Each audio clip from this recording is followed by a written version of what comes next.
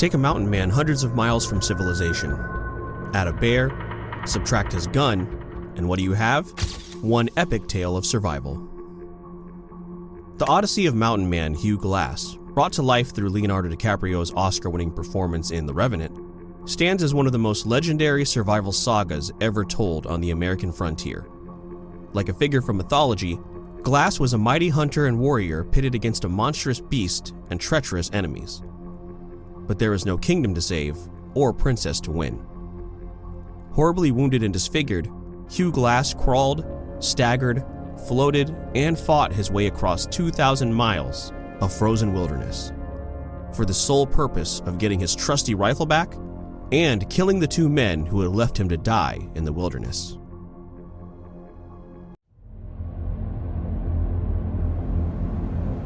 Hugh Glass is believed to have been born around 1780 in or near Philadelphia. His parents were Scots-Irish, but little else is known about his early life. He eventually became a sailor and, by some accounts, a ship's captain. However, in 1818, he claimed to have been captured by the legendary pirate Jean Lafitte off the coast of Texas. Lafitte was an interesting character in U.S. history, being both an ally and a nuisance at times, a notorious pirate and slave trader who operated out of Louisiana. Hugh was given the choice to die or become a pirate. Glass chose to become a pirate over being killed, and he lived the next few years of his life being forced to go out on murderous pirating raids and do all the things that pirates do. After about a year of piracy, Glass and a fellow crewmate found an opportunity to escape one night and waded ashore near present-day Galveston, Texas. Glass and his friend were nervous about encountering the Karankawa tribe. The Karankawa Indians patrolled those shores, and they didn't take too kindly to pirates.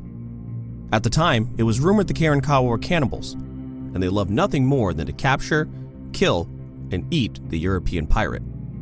So, Glass and his friend had to make their way through their territory without a map or anything, which he did, making his way to Kansas. Though they thought they were out of the woods once they got to Kansas, they weren't. They were both promptly captured by a band of Pawne Indians. The Pawnee then hung Glass's travel companion upside down and rammed pine needles into his skin, all over his body, and then lit him on fire. Glass was forced to watch, and he was next in line. However, just as the Pawnee were about to stick his body full of pine needles and light him on fire, Hugh Glass offered the Pawnee a large packet of vermilion, a bright red powdered dye that could be used for war paint and other purposes. It worked. The Pawnee loved it and ended up inviting Glass to live with them, and he did. He lived with the Pawnee for about 2 years, even taking a wife before continuing his life's journey, making his way to St. Louis. That's where Hugh Glass first got into the fur trade and became a mountain man. Basically, his job was living in mountains, living off the land, trapping beavers, and selling and trading their pelts with fur companies in Indian tribes. Hugh responded to an advertisement in the Missouri Gazette by General William Henry Ashley of the Rocky Mountain Fur Company, which called for a corps of 100 men to, quote, ascend the River Missouri as part of a fur trading venture. During the journey, the Corps of 100 stopped to trade with a band of Ree Indians, but the Ree did not want to trade, and they killed a huge portion of the mountain men. Not to be outdone, the remaining mountain men set the Ree's village on fire. Many men, women, and children died in what ended up being an all-out war, which Hugh found himself right in the middle of. When all was said and done, Hugh survived, and he and 13 other mountain men started making their way towards Yellowstone to trap beavers. One fateful day on their journey, Hugh walked into a suspiciously cleared area, which ended up being a bear's nest. What happened to Hugh in that bear's nest is basically exactly what happens in The Revenant. He was mauled within an inch of his life. The bear ripped chunks off of his body and threw it to her cubs to eat. Then the cubs joined in, slashing him and tearing at him while their mother held him down. By the time the rest of Hugh's men got to him and were able to kill the bears, he was a mangled mess. He can't see, he can't speak, he can't move. The men did the best they could to bandage him, but the assumption was Hugh would be dead by the morning at best. However, Hugh survived the night. Needing to make headway, General Henry decided to have the men make a makeshift stretcher and carry Hugh the rest of the way. However, after 2 days, Henry realized that carrying Glass slowed the entire group down. Not wanting to abandon Glass but needing to look out for the welfare of the entire group, Henry offered a cash bonus to whichever 2 men would volunteer to stay with Glass until his death, give him a Christian burial, and then catch up with the rest of the group. A man named John Fitzgerald and a teenager, Jim Bridger, volunteered to stay. After 5 days, Hugh was still alive. Now, they weren't alone in these mountains. The mountain men were being pursued this whole time by the Ree Indians. Because they burned down their village. Sensing the Ree were close, Fitzgerald made the call to take all of Hugh's provisions, his rifle, his shot, etc., and just leave Hugh to die. Since he was so close to death anyway, Fitzgerald and Bridger dragged Hugh's mangled, unconscious body down to the edge of a creek and left. But Hugh didn't die. After several days, Hugh came to. He drank water from the creek and ate berries from a tree that was luckily within reach. Only one of his arms and one of his legs were cooperating. The rest of his body broken, battered, and torn from the bear attack. After a few days of being conscious, Hugh became incensed that he was left for dead and decided he was going to crawl his way hundreds and hundreds of miles through the mountains of Yellowstone to find the men that abandoned him. From his time living with the Pawnee, Hugh had learned to fend for himself in the wilderness. During his trek, he continued to wash and care for his wounds as he could. At one point, he saw a pack of wolves attacking a buffalo.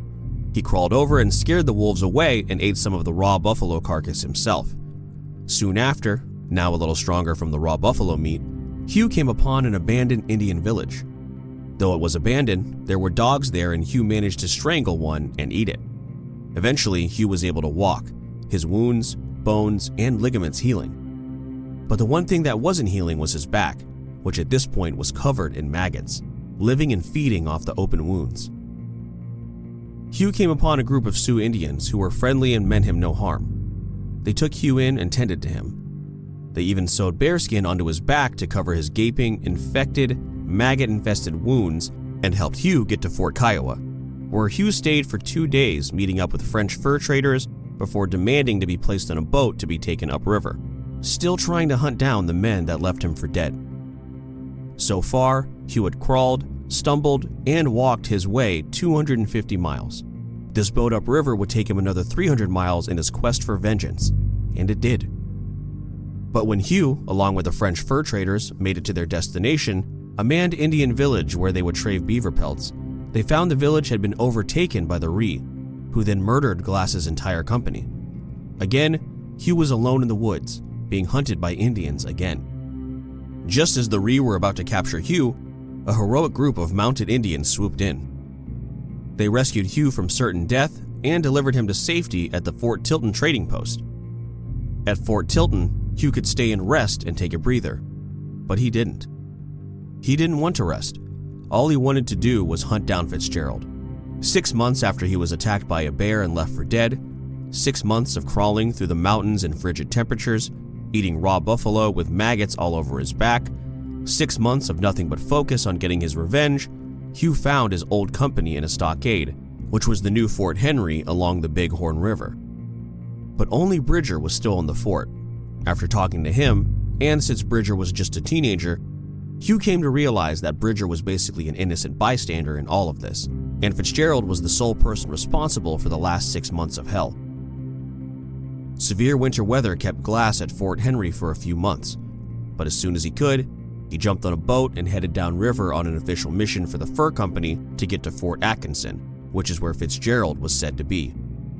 On their journey, the group came upon what they thought were Pawnee Indians along the river, but they ended up being Ree Indians, and Hugh found himself in yet another battle for survival. In the chaos of the fight, some of Hugh's companions escaped on a boat and made their way to Fort Atkinson, but Hugh, of course, wasn't so lucky. He was left alone in the wilderness, again with the Ree on his tail. After walking another 400 miles through the unforgiving wilderness with nothing but a pocket knife, Hugh made it to Fort Atkinson, and he found Fitzgerald.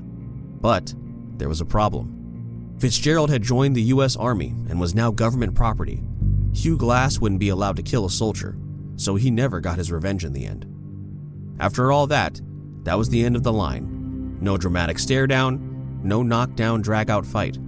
Hugh Glass had crawled back from the grave, endured a year of unspeakable agony and isolation, only to be denied by a regulation and a uniform. And that's the real story of Hugh Glass.